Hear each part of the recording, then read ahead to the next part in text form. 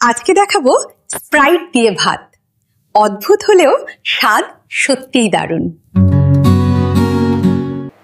প্রথমে তেলে তেজপাতা আর এলাচ দিয়ে সুন্দর ফোড়ন তুলে নিই। পেঁয়াজটা একটু স্বচ্ছ হওয়া পর্যন্ত ভাজলে রাইসের বেস ফ্লেভার খুব সুন্দর হয়। এবার ধোয়া চাল দিয়ে 1-2 মিনিট ভেজে নিই, এতেই ভাতটা ঝরঝরে হবে। এবার পানি না দিয়ে স্প্রাইট ঢেলে দেই। হালকা মিষ্টি আর সাইট্রাস ফ্লেভার ভাতে দারুণ স্বাদ আনে। মাঝারি আঁচে 10 মিনিট রাখলেই ভাতটা সুন্দরভাবে ফুলে উঠবে। দেখো, ভাতটা একদম ঝরঝরে আর স্বাদ প্রায় পোলাওয়ের মতো। স্প্রাইট দিয়ে ভাত অদ্ভুত শোনালেও স্বাদ সত্যিই অন্য লেভেল। একবার বানিয়ে দেখো, মুগ্ধ হয়ে যাবে।